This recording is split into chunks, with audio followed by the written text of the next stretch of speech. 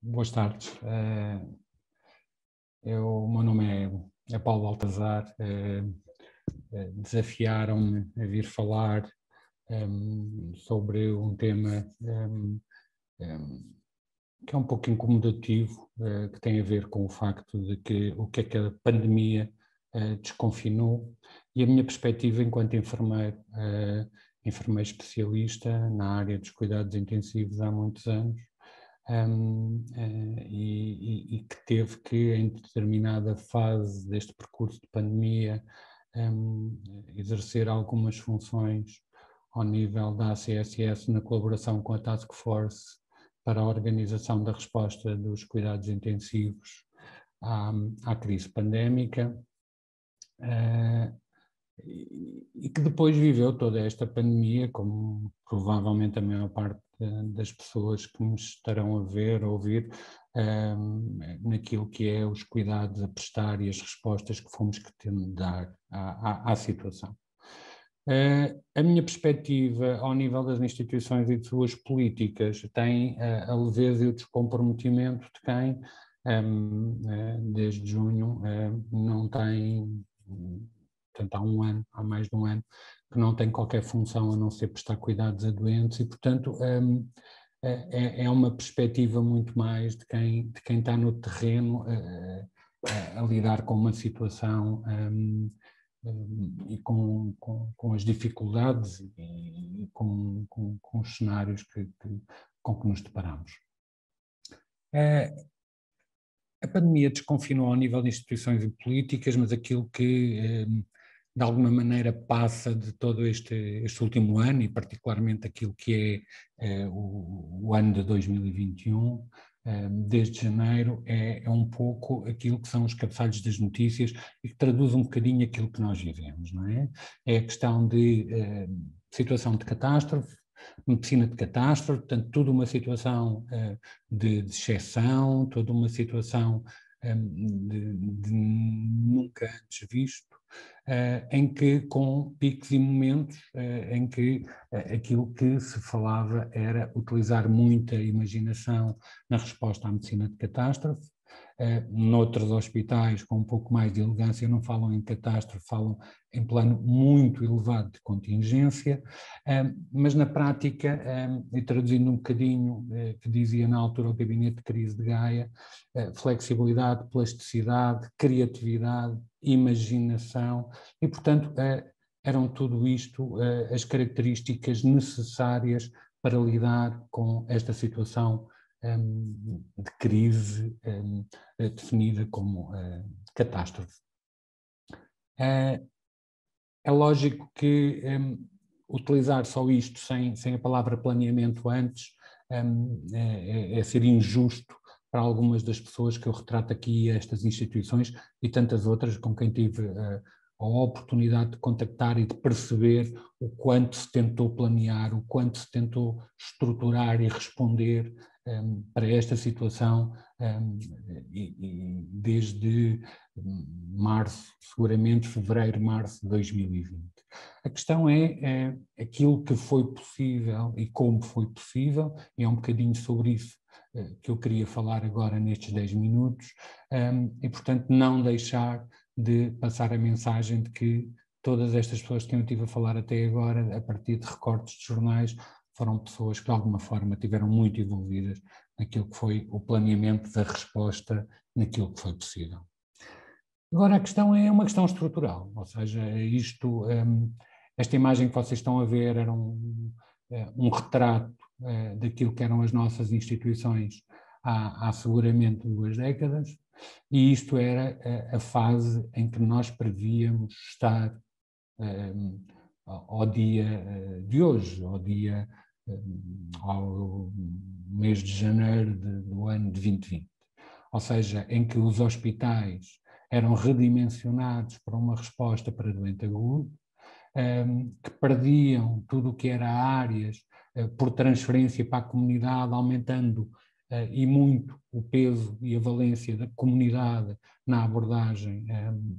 da saúde da população. E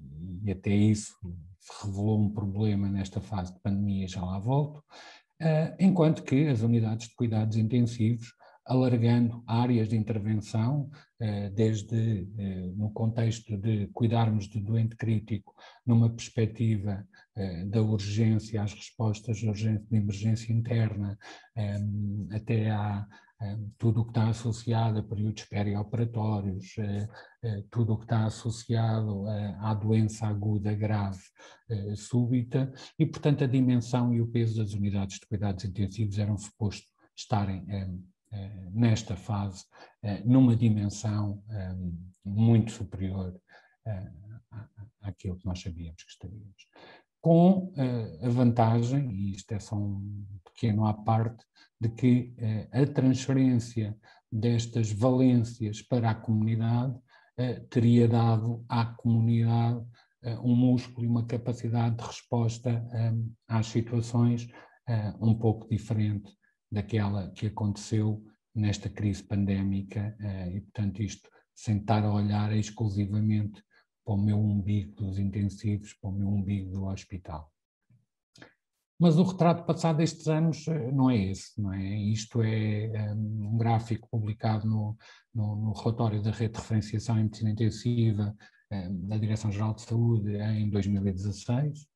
onde fazem referência a um estudo do Rhodes em que temos 4,2 camas por cada 100 mil habitantes para cuidados intensivos, fazendo referência no mesmo relatório que à data de 2016 esse número já seria um pouco superior.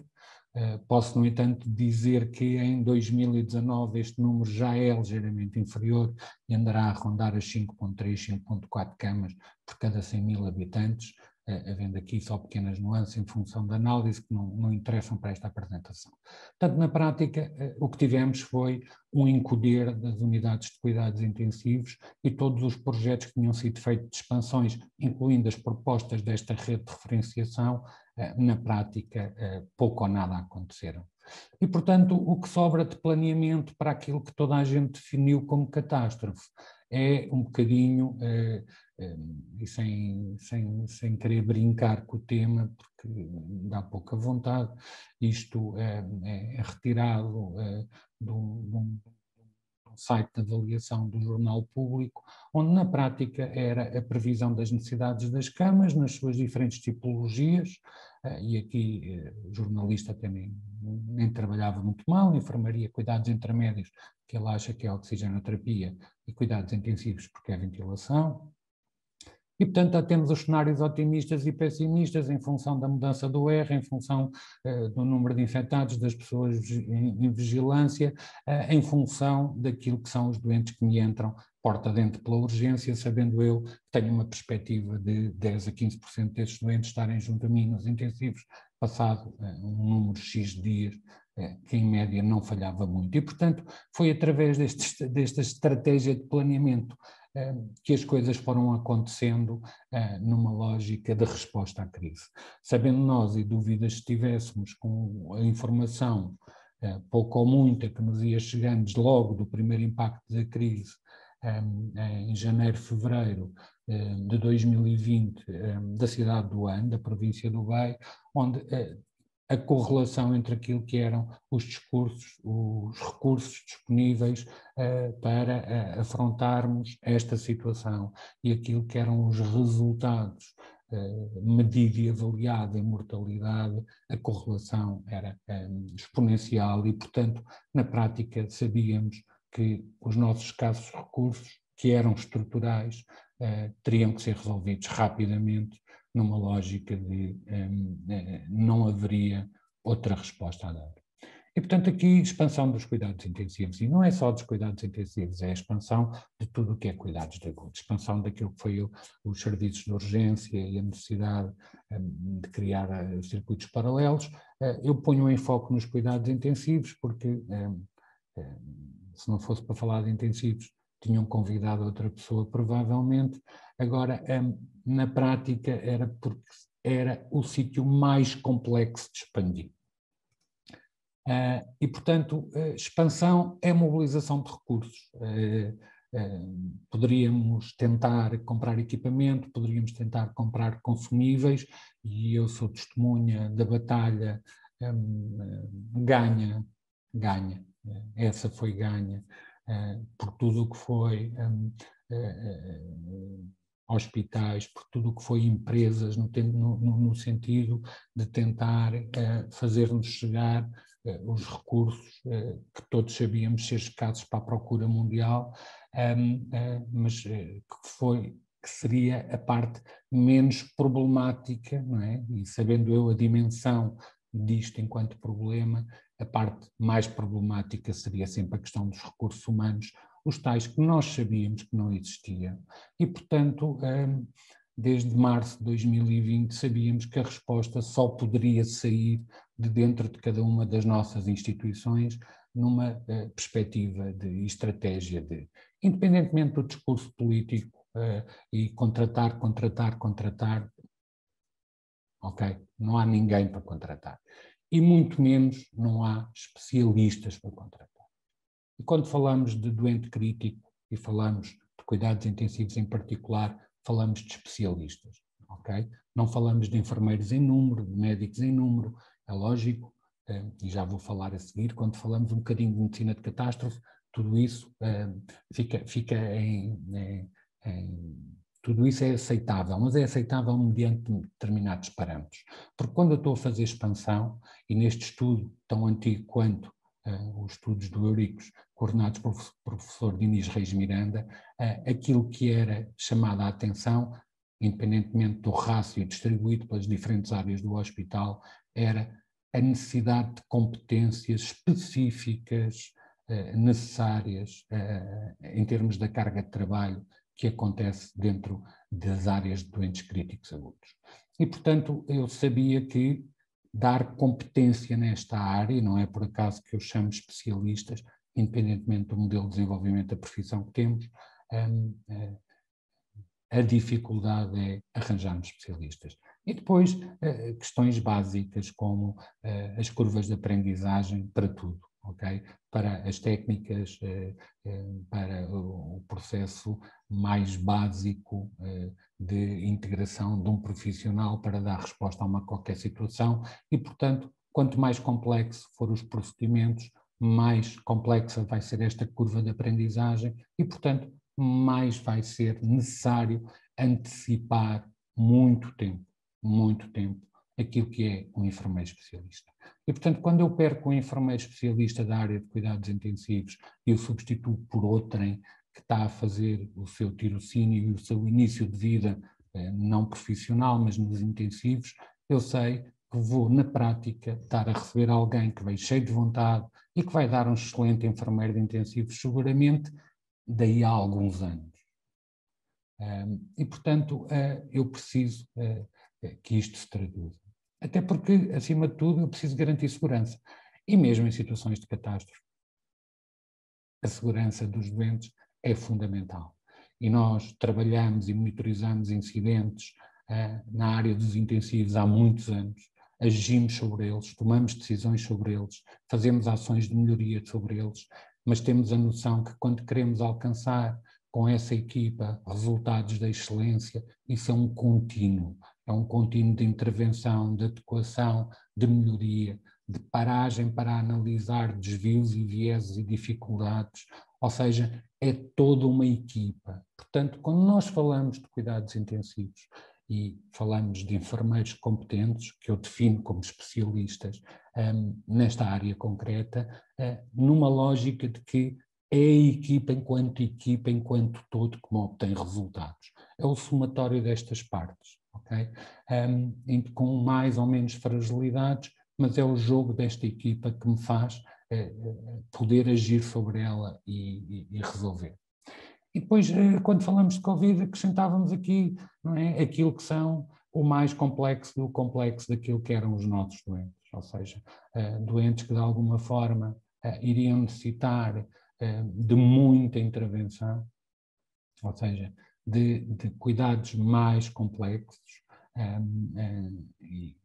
que iriam obrigatoriamente obrigar à introdução para serviços onde algumas técnicas não tinham sido ainda introduzidas ou tinham sido introduzidas de forma tímida, iríamos necessitar, e estamos a falar das circulações extracorporal, seja para oxigenação, seja para extração e remoção de CO2, estamos a falar da utilização do óxido nítrico como estratégia ventilatória, ou seja, aumentando ainda mais a carga de complexidade. E aquilo que nós sabíamos é que a expansão, independentemente da forma como era planeada, independentemente dos tempos que iríamos ter para gerir dentro das nossas instituições a mobilização destes recursos, os poucos estudos que estão publicados na literatura começavam a mostrar-nos de forma clara que há um limite até onde vocês podem esticar o elástico. E a partir do momento em que vocês têm o elástico da vossa equipa esticado ao limite, vocês já sabem que dali para cima não há só questões relacionadas com boas ou más práticas para deixar cair, temos um problema muito claro de capacidade de resistência da vossa equipa à expansão. A expansão feita, sobretudo com enfermeiros cheios de vontade, que vieram colaborar imenso connosco, não deixam de alguma forma ser também um desafio para o modelo de gestão dos cuidados, ou seja, para a delegação de funções, para trabalhar em equipa de forma completamente diferente daquilo que é habitual. E nas reuniões de março, abril, maio, com os nossos colegas italianos que apresentavam na altura resultados de mortalidade que nós nem percebíamos como é que unidades de referência para nós estavam a apresentar números tão maus, e a questão que eles falam é a expansão e a forma como tivemos que alocar doentes críticos a enfermeiros com menor perfil de competência, médicos com menor perfil de competência, assistentes operacionais com menor perfil de competência, e depois como tivemos que adaptar novas áreas do próprio hospital àquilo que é a prestação de cuidados a doente crítico, relembrando aqui um artigo que não tem nada a ver com a questão pandémica, mas que provavelmente irá ser muito citado em tudo o que são estudos que estamos a fazer neste momento sobre a utilização do alto fluxo nesta pandemia Covid, quer a questão todas as estratégias são excelentes quando utilizadas no contexto dos intensivos, de forma a que não nos façam perder tempo de alguma forma quando precisamos de escalar cuidados. E de uma maneira geral, quem trabalha em intensivos, quem trabalha em urgência, percebe imediatamente o que eu estou a dizer. Ou seja, há um ponto em que atrasar determinada escalada de cuidados e de procedimentos só vem agravar ainda mais a questão. E, portanto, na prática, voltando ao que é que isto vai desconfinar nas nossas instituições, começando novamente ainda por responder à resposta da catástrofe. E a resposta à catástrofe exige flexibilidade e agilidade, e eu já falei do planeamento, e ele é particularmente importante porque eu preciso de mobilização de recursos das áreas não essenciais para o cuidado assistencial em áreas críticas, ok? E, portanto, isto, com o peso desta tomada de decisão, que é o encerramento de áreas não críticas, sabendo nós que elas vão ter grande impacto na saúde do cidadão por cada porta que estamos a fechar noutra área, que implica um planeamento atempado de forma a eu poder formar equipas com mixes de competência na prestação de cuidados, ou seja, ter este mix de enfermeiro, perito especialista em cuidados intensivos que gere cuidados e que passa a gerir 2 ou 3 enfermeiros que, não tendo este perfil de competência, de alguma forma podem trabalhar e atuar sob a supervisão dele, permitindo que ele consiga dar resposta a mais doentes. E estamos a falar de plano de situação de catástrofe. Isto seria impensável numa situação de não catástrofe. E daí eu ter começado por dizer, ponto 1, eu preciso que a instituição defina, atenção, estamos em catástrofe, porque isto é fundamental para tudo aquilo que vai acontecendo depois em cascata. E a lógica de que tudo isto terá que ser suportado obrigatoriamente com base em especialistas. E, portanto, basicamente aquilo que nos vai levantar a questão é se o modelo de gestão clínica que as nossas instituições tinham, e aqui não dá para ser muito generalista no comentário, porque as nossas instituições têm modelos de governance muito diferentes. Eu só espero é que haja uma grande partilha, uma grande fluidez de informação ao nível da gestão de topo, numa lógica de percebermos o que é que correu melhor e pior, e quais foram os modelos de gestão clínica que os hospitais e algumas instituições tinham implementado, que ruíram que nem cartas, e foi necessário reconstruir toda uma estrutura paralela para dar resposta a este fenómeno, numa lógica de, e eu volto a dizer, ele cumpre a sua especificidade de ser uma catástrofe de uma dimensão nunca vista, mas não pode ser isso só justificação para tudo. A preparação dos espaços para as novas funções e a dificuldade que houve na maior parte das nossas instituições adequar espaços, a haver necessidade de obras, de paredes, de circuitos, de gases, de tudo, e numa lógica de que fomos gerindo as nossas instituições com os investimentos, se calhar num patamar muito inferior àquilo que eles requeriam há muitos anos. E, por fim, o redesenho de circuitos de doentes e as políticas de abordagem definidas logo numa norma da Direção-Geral de Saúde em março de 2020, sobre a necessidade de alocarmos e definirmos determinados circuitos e que as instituições foram dando resposta dentro daquilo que eram as limitações físicas possíveis. Para terminar e continuando neste processo de reflexão, três questões para mim particularmente importantes daquilo que foram decisões e estruturas que tiveram impacto nisto. E não vamos esquecer que esta expansão para a área dos intensivos e para o doente crítico veio para ficar, que muitos de nós ainda estão em instituições onde esta expansão nunca deixou de acontecer, ou seja, toda a fase de expansão tivemos pequenas reduções, mas mantemos-nos em dimensões máximas para responder àquilo que tem sido o desconfinamento, e bem, mas depois há aqui três aspectos que me incomodam sobremaneira e que eu penso que não saem muito bem na fotografia de todo este processo. Primeiro é o modelo de desenvolvimento da profissão de enfermagem, continuarmos a insistir em ter demasiado afastado a formação daquilo que são os especialistas, e neste caso em concreto de cuidados intensivos, a formação do especialista e o exercício da profissão, e portanto continuamos aqui a fugir de um modelo que iria em tudo estimular o desenvolvimento dos profissionais, em concreto dos enfermeiros, que é disso que estou a falar, em contexto de trabalho, e lhes dar empowerment suficiente e outro padrão de referências para a qualidade e melhorarmos resposta a muitas questões. E, portanto, isto era urgente intervir sobre. O modelo de avaliação de desempenho, que eu acho que se realiza per si, que sendo eu um profundo crítico deste modelo, desde que ele surgiu, e tendo partilhado essa minha análise crítica com muita gente, dou pelo expoente do surreal, quando estamos a trabalhar modelos de avaliação de desempenhos em contexto de resposta pandémica, e depois de tudo aquilo que foram o trabalho desenvolvido pelas equipas ao longo deste último ano, como é que os avalio com critérios